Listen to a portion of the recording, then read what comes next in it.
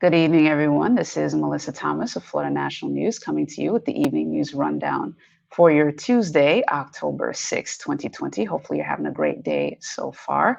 As always, we'd like to extend an invitation to anyone looking to advertise or sponsor with Florida National News. If you're looking for a platform on which to advertise, or if you're interested in sponsoring one of our segments, just shoot us an email at ads@floridanationalnews.com to find out more.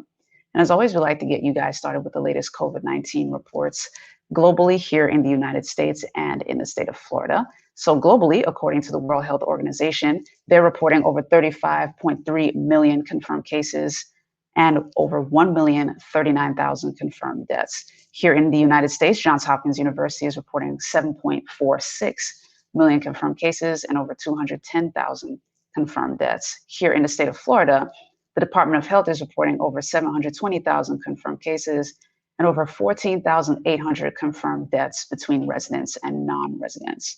Now, jumping into our world story, Ireland is actually choosing to reject the advice of its medical health experts and not go into a second nationwide lockdown.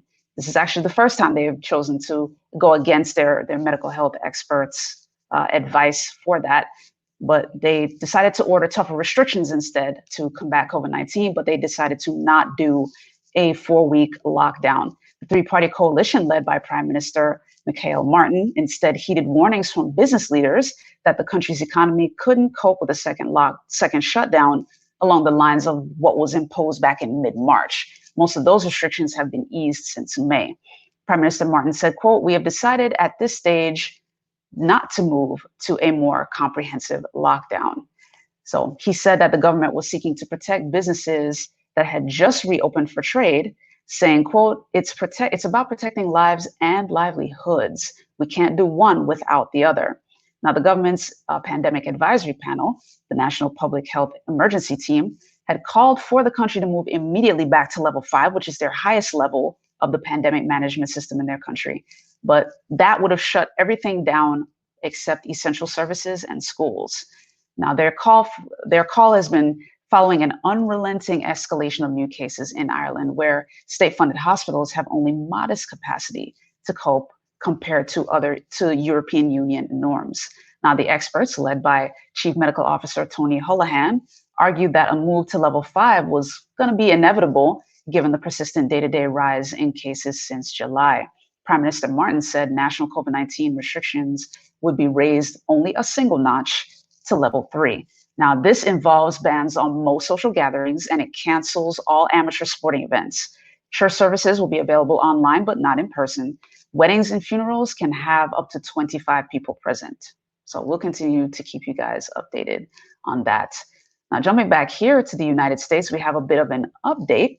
Remember a couple of weeks ago when the CDC, according to them, mistakenly posted an update on their website about COVID-19 being airborne. Now they're actually revising their guidance officially to say that COVID-19 droplets that linger in the air is a form of transmission of the virus. So this is an interesting update. A little bit more for you guys about that. They are, in fact, acknowledging concerns widely voiced by public health experts about that airborne transmission. They're saying droplets from the virus can linger in the air sometimes for hours. Now, the CDC guidance comes weeks after, they published and then took down their statement. But now they're saying there was evidence that people with COVID-19 possibly infected others who were more than 6 feet away within enclosed spaces with poor ventilation. So that is an important detail to account for. Now, under such circumstances, the CDC said scientists believe the amount of infectious smaller droplets or particles, or aerosols, as they call it, produced by people with COVID-19 become concentrated enough to spread the virus. The CDC has long warned of transmission through the small droplets that shoot through the air and generally fall to the ground, which resulted in the initial 6 feet social distancing rule. Aerosol droplets, however, are much smaller still and can remain suspended in the air, much like smoke. So the CDC is stressing close contact transmission is more common than through the air. So again, continue to keep your social distancing, guys, and always wear your mask. And as you hear from us here at Florida National News, wash and protect your hands as well. It is all important, and you have to do it all in order to remain protected. Now, jumping here to the state of Florida, speaking of COVID-19 guidelines, the Orange County Task Force has actually found that Florida gas stations and convenience stores are typically found non-compliant with the COVID-19 guidelines. The, the officials said that there are roughly 40 businesses that have been inspected twice by Orange County strike teams and have been found non-compliant both times. Tim Boldig, who is Orange County's Deputy Director of Planning, Environmental and Developmental Services, said the problem is usually with people not wearing masks. He was saying basically, since it's something where people are coming in and out of a convenience store, in and out of a gas station store, they're thinking they're just going in there for a minute, so they choose not to wear their masks usually. Now, these strike teams were sent out back over the summer to randomly inspect businesses and make sure they were following all health safety rules. They're not an enforcement entity. Their goal was to educate and encourage businesses to comply with the COVID-19 guidelines. Now, Boldig said as of the last week of September, the strike teams had inspected nearly 2,700 businesses and found 95% of them to be in compliance with all COVID-19 safety rules and guidelines. Now, of the businesses inspected, 279 were found to be non-compliant. During the re-inspections of those non-compliant businesses, Boldig said 84% were brought into compliance. So that's a bit of good news for those businesses. Now, if a business is not found following the rules, a non-compliance letter will be issued and the business will be re-inspected in about a week. So we'll continue to keep you guys updated on that as well. In the meantime, we're going to take a quick commercial break and we're going to come back with some more stories for you. So stay tuned. We'll be right back. At Duke Energy, we deliver electricity and so much more, like free home energy assessments, rebates for energy-saving improvements, payment options to help you better manage your budget, and even bill credits for helping the community use less energy. So no matter what you're doing, we can help you make better energy choices every day. It's just another way we bring power to your life. How much can you save? All right, guys, welcome back to the Evening News Rundown. In our next U.S. story, the U.S. Supreme Court has actually allowed a South Carolina vote by mail restriction. Originally, the Republican-backed law in South Carolina was blocked by a lower court, but they have chosen, or was ruled against in a lower court, but the U.S. Supreme Court has chosen to block the restriction. The law in question would require voters to have a witness sign mail-in ballots, and that would be in place in time for the November 3rd election. So the lower court ruled that was not a good idea. However, the U.S. Supreme Court has chosen to block that decision. The court, in a brief order, said that ballots already sent would not have to comply with the signature requirement. That's the lower court. Now, the law was challenged by a group of Democratic voters and the state Democratic Party, who argued that requiring a witness to sign the ballots would endanger people during the COVID-19 pandemic and could decrease voting. Now, various Republican state officials, including members of the state's election commission, asked the Supreme Court to allow the law to be in effect for the election after a federal judge on September 18th blocked it from being implemented for November. Some 150,000 mail-in ballots have already been distributed to South Carolina voters. Now, this brings us to our audience question for today. What are your thoughts on that particular restriction? Right now, we're talking about it in just the state of South Carolina, but this could be something that might become more common across the United States. So wherever you are watching this, if you're in another state in the US and maybe this isn't something that's in place yet, what are your thoughts on it though? Do you think this is something that should be implemented nationally? Do you think it's a bit much? Do you think it's excessive? What are your thoughts? Leave your comments below. We'd love to have that conversation with you. Now, jumping into our next Florida story, speaking of mail-in ballots, 1/3 of the Orange County electorate have already requested vote by mail ballots. That is a whopping 280,000, more than 280,000 vote by mail ballots that have been requested and mailed by the palletful to Orange County voters. Now, already people are lining up to drop them off, with election workers making sure that the envelopes have their required signatures, because they also want to be a little bit more careful in comparison to what happened in the primary. So not following the instructions could result in your mail ballot being rejected, of course. During the primary back in August, more than 35,000 vote by mail ballots were not counted. Some weren't counted for technical reasons, but most were because people didn't return them in time. As first reported by Politico, a University of Florida analysis revealed that nearly 66% of the rejected ballots were disqualified because they arrived after Florida's 7 p.m. election day deadline. So, as a result, Orange County Supervisor of Elections Bill Cowles made the exhortation, quote, take responsibility for your ballot. Now, of the rejected primary election ballots in Orange County, over 1,100 of them were postmarked on or after Election Day, and 114 were postmarked before Election Day, but had either unverifiable or no envelope signatures. So this is very important. Make sure you dot your I's and cross your T's. Now, some 100,000 or more ballots could be rejected in the November election, with nearly 5 million vote by mail requests out there. So if you are one of the ones that requested that, be sure to verify everything. Make sure everything is all set. If voting by mail, the best advice is to send your ballot at least 1 week prior to the election, or drop it off at election offices or drop boxes during early voting. And a quick update as it regards to voting here in the state of Florida. You guys heard us exhort you yesterday that yesterday was the official voter registration deadline for the state of Florida. However, shortly after our newscast, the system actually crashed. So as a result of the system crashing and the deadline, they've actually extended the deadline to 7 p.m. Eastern time tonight. So if for any reason you still hadn't registered to vote and you're here in the state of Florida, you have until 7 p.m. tonight to get that taken care of. So be sure to do that. All right. In the meantime, we're going to take another quick commercial break, and we're going to come back with our business and sports stories. Stay tuned. Mercury agents everywhere are saving people hundreds and are also there to help save the day. That was fast. You covered. Thanks, agents. Watch out! That's my car! Don't worry, we're here to help. For savings and service above the rest, you can count on Mercury. We're on a mission to save you money.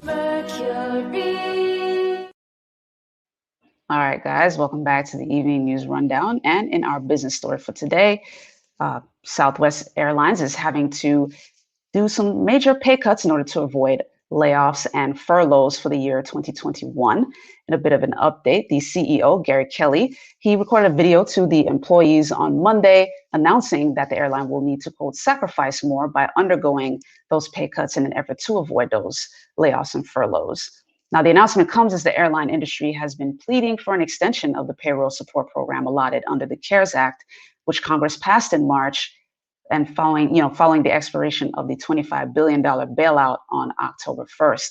Now, Kelly noted that since the Act's payroll support program has expired, that Southwest simply cannot afford to continue with the conditions required to maintain full pay and employment. So he says he remains grateful for the 6 months of previous payroll support. He argued that it just didn't go far enough or long enough, with domestic air travel dropping to, quote, 1970s levels during the pandemic, down 70% from last year. He also warned that the airline's quarterly losses could be in the billions until a vaccine is available, distributed, and can effectively kill the virus, which may not be until late next year. Now, effective immediately, Kelly's already reduced base salary will be zero, which will continue through the end of 2021. Meanwhile, previously announced reductions in fees for Southwest Board of Directors and the base pay of the airline's senior executives, which have already been reduced by 20%, will also remain that way through the end of next year. In addition, the remaining leadership group's base salaries will be reduced by 10%, starting New Year's Day, January 1st, 2021, all the way through to the following year. The reductions will also impact Southwest non-contract employees in an effort to avoid their layoffs through at least the end of next year. Now, while Kelly has promised union employees that his goal is to avoid the furloughs, he did warn that the option would be used as, quote, a last resort if Southwest and its unions, quote, fail to reach an agreement on reasonable concessions. Now, United Airlines said the stimulus impasse on Capitol Hill has forced it to furlough 13,000 employees, while American Airlines has begun furloughs for 19,000 of their employees. So a bit of bad news on that front, and we'll continue to keep you guys updated. Now, jumping into our sports story, Edmonton Oilers star Connor McDavid has tested positive for COVID-19. bit of unfortunate news for Mr. McDavid. However, according to the team, he tested positive, but he is exhibiting minor symptoms, mild symptoms, but is, quote, feeling well and will self-quarantine as he's monitored by health officials. He made the announcement. His positive result came after he underwent medical testing earlier in the day. So we'll continue to keep you guys updated on that. And the Edmonton Oilers part, they had actually made it to the qualifying round, but they were eliminated by the Chicago Blackhawks. And of course, the NHL, this is a particular high-profile positive COVID-19 case because the NHL, for its part, in its bubble, had no COVID-19 cases for the duration of their 2-month postseason. So congratulations to the NHL on that. They had administered more than 33,000 tests during the restart. And the NHL bubble was between two different sites in Toronto and Edmonton. Now, Edmonton had finished the regular season as the second best team in the Pacific Division with 83 points in 71 games, but failed to advance through the play-in stage, losing to the Blackhawks in 4 games. Now, the 23-year-old star, Connor McDavid, he is coming off of a season in which he recorded 97 points, which is 34 goals and 63 assists in 64 games, and he finished 5th in Hart voting. So, we at Florida National News wish Mr. McDavid best of luck and health as he recuperates and quarantines. Now we're going to take a final commercial break, and we'll be back with your entertainment 4 for 4 with Jamesia Stoudemire out in Los Angeles. So stay tuned. There's more than one way to enjoy a Moreno Bakery custom cake. You could smash it, swipe it, love it, cut it, devour it. Moreno Bakery, for every slice of life. All right, guys, welcome back to the Evening News Rundown. As you know, it is a Tuesday, so the Entertainment 4 for 4 is on deck with the lovely Jamesia Stoudemire out of Los Angeles, California. So without further ado, we will welcome the lovely Jamesia. How's it going? Hey guys, it's going pretty good. We've got sunshine here in the beautiful Los Angeles, California, and I'm happy to be back. Awesome. All right, Awesome. guys. Well, thank you guys for tuning in. My name is Jamesia Stoudemire, and this is your Entertainment 4 for 4 for today. All right, let's get started off with number 1. Thomas Jefferson Byrd killed. Oh my gosh. So Thomas Jefferson Byrd is best known for his roles in Spike Lee movies. And just to name a couple of the amazing movies that he has been a part of, he has also been in Clockers, Chirac, Bamboozled, The Sweet Blood of Jesus, just to name a couple of the amazing projects that Spike Lee has put him in. He was killed actually on Sunday in Atlanta, Georgia. The police got a report or reported to the scenes at 11:45 a.m. to find a male victim that had been shot in the back multiple times. Currently, detectives are working on the case. They declined to give any information, so we don't unfortunately know too much more. However, that Mr. Thomas Byrd has passed away, which is definitely unfortunate. And for him to be taken, he was at the age of 70, so he did get to live a prosperous life.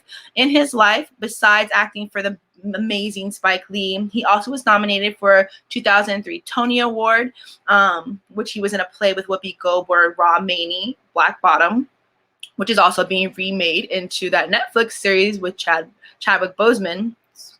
Quick, crazy coincidence.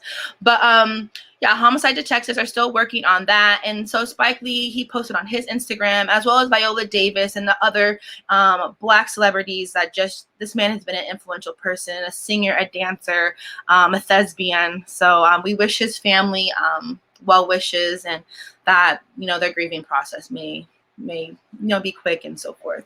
All right, guys, moving on to number 2. Game of Thrones prequel. House of the Dragons has officially landed its first leading man. Alrighty, so this is the amazing man that they've landed. This is the outsider star, Patty Considine. He will be one of the leading actors in the new series, which would be a 10-episode series that'll go straight to series on HBO. It's an HBO show. I'm pretty sure it's going to be on HBO Max. So if you aren't subscribed, you're going to have some issues.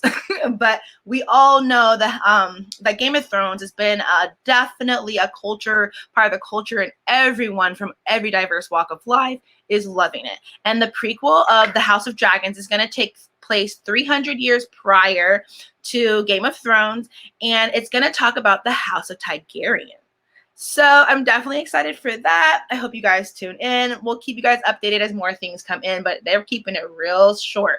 Nothing's coming out for a minute, so we don't even have any dates for you guys. All right, guys, number 3. If the Shoe Fits series.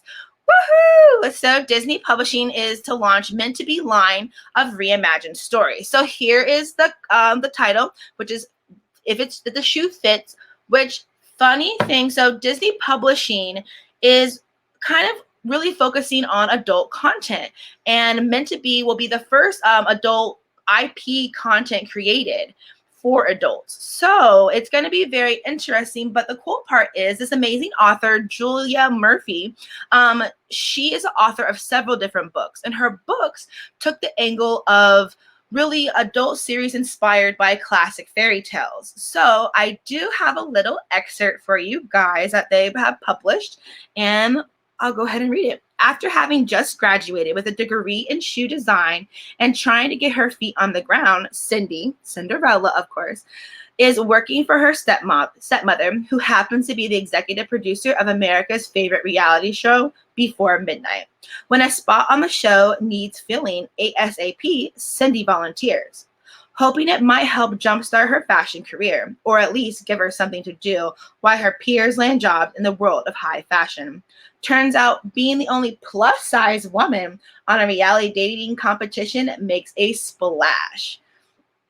Soon, Cindy becomes a body-positive icon for women everywhere. What she doesn't expect, that she may just find inspiration and love in the process. Ultimately, Cindy learns that if the shoe doesn't fit, maybe it's time to design her own. So that's just a quick excerpt from Julia Murphy's book, but that's what they're going to be transforming into some adult content for Disney, and I'm sure it's going to be on Disney Plus. It'll probably go straight to their platform. Don't know for a fact, but that's just my opinion. But I'm excited, especially with body positivity. I know that's been a thing, over the years that a lot of people kind of slam Disney for, but times change and they're getting along with it. So congratulations, Disney. I'm definitely excited. All right, guys. And number 4, Magic Johnson docu-series lands dope director Rick Farmaquah. Okay, guys, I'm totally messing up his names. I so apologize, Mr. Rick. But cool part is, guys, Magic Johnson has this docu-series coming out. And it's kind of similar to the Michael Jordan 30 for 30, but in a completely different twist. And it will be completed in 2021. The series will feature archival footage of on the court and interviews with Mr. Johnson himself, his family, co-workers, and friends. And just in case you guys don't know who Magic Johnson is, this man has won 5 championships. He has 3 MVP titles, 12 All-Star games, and 1 Olympic gold medal. And just a staple in Los Angeles, in the LA Laker culture. He also was part owner or worked for them this past year, but that whole thing happened. Anyways, so they've now officially added Rick Farmaquah to the production, or to the director. But interesting enough, I actually worked with one of the actors that is set to play Magic Johnson, which was cool. Great guy. But this film has already been in pre-production. So Derek Westervelt and Rachel Morrison, who was from Black Panther, they both are already directing it. So Rick's going to put his touch of magic on it, especially being from Inglewood himself and growing up in the era of Magic Johnson. And just a couple of things about Rick. He actually directed Dope, as I said, as well as The Wood, which is a classic 90s film with Dwayne Finley, Sean Nelson, Omar Epps, and a lot of amazing Black actors. They actually celebrated their 10th year, I believe, this year. Brown Sugar, he also directed episodes of, or the pilot of The Shy, and multi-episodes of Star Wars Mandalorian. For all you Star Wars fans, gotta check it out. But you guys, that's it for today for your Entertainment 4 for 4. My name is Jamesia Stedemeyer, and you guys can follow me on Instagram at THE_ENT_MOGUL. Thanks for tuning in. Melissa, back over to you. Awesome. Thank you, Jamesia. And a couple of those were exciting. I'm as excited as you for the Disney line in terms of that, the reimagining of those stories. And I love the Cinderella story I was already. just say that little like, excerpt that definitely awesome. just like when I have to share this with everyone because it definitely just gives that vibe in its current day and just remixing that classic story that so many of the, our generation grew up on. We're going to love it. And the kids are going to love it too, because they're still going to watch it. Absolutely. Absolutely. Yeah, I love that particular take because it also reminded me of The Devil Wears Prada, like that film. Like it's such an interesting mashup of the two. It's pretty cool. That, from the shoes, like creating her own shoe. Oh my goodness. I can't wait for Disney. And definitely with the Game of Thrones, Magic Johnson. I mean, I just feel like the content just keeps getting even better. I'm happy things with the pandemic are kind of slowing down. I hope things continue to decrease in America so that these productions can keep going and provide us this amazing content. But, I'm staying positive. Hey, that's the way to go. Thank you so much for being on. We always appreciate you. No problem. See you guys next time. Take care. All right, guys, that does it here for us at the Evening News Rundown. If you haven't already, be sure to like, share, follow, subscribe, all that fun stuff. You'll find us at Florida National News on Facebook, YouTube, and Instagram. And on YouTube, be sure to also click the little bell icon so you get all the notifications for all of our shows. And also, as a quick reminder, for someone who is looking for a platform to advertise, if you are a corporation, if you're part of a corporation, or if you're an entrepreneur looking to spread the word, just shoot us an email at ads@FloridaNationalNews.com to find out more or to sponsor one of our segments. We'd love to have you. All right, guys, thank you so much for tuning in. It is always a pleasure. I will see you again tomorrow evening. Take care.